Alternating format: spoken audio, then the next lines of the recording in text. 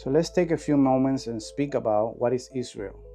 Is there any continuity between the Old Testament people of God and the modern state in the Middle East?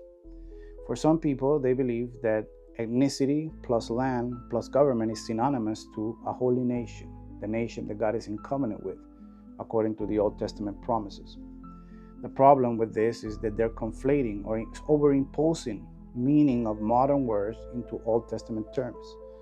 For them, nation is a political entity that is defined by borders, by its constitution, by the civic society. Yet in the Old Testament, a nation is simply a people group that is bound together, perhaps by culture or by religion, but not necessarily an institution of a government or marked borders. So this conflating of terms creates a lot of confusion, because when we read the word Israel or nation, we overimpose modern definitions upon those words.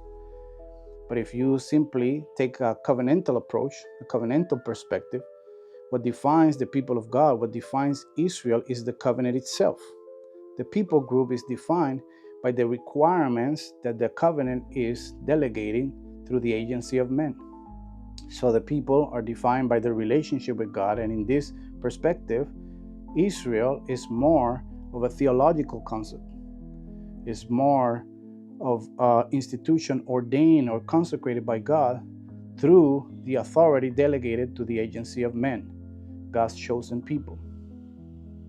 And this is not controversial or hard to explain, because throughout the history of Israel, in biblical terminology, most of the time the people were not in the land, and yet they remain Israel.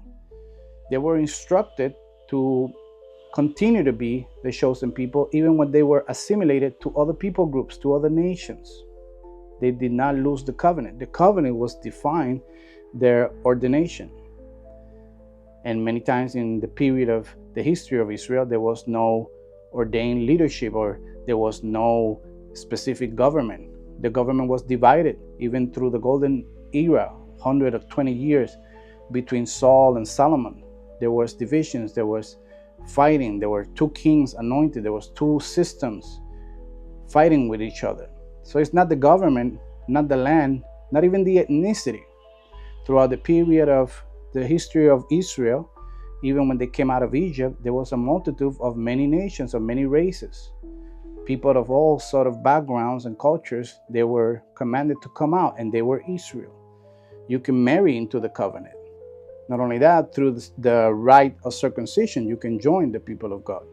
So it was not ethnicity, it was not land, it was not government that defined the covenant. It was the requirements of the law, the theocratic government. It was the delegated authority of God's chosen people.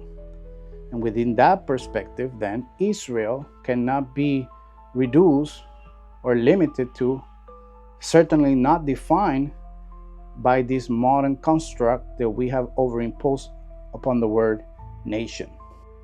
Think about the words of Jesus when he tells and he speaks about Israel, and he says, the kingdom will be taken from you and it will be given to another nation, to another people group.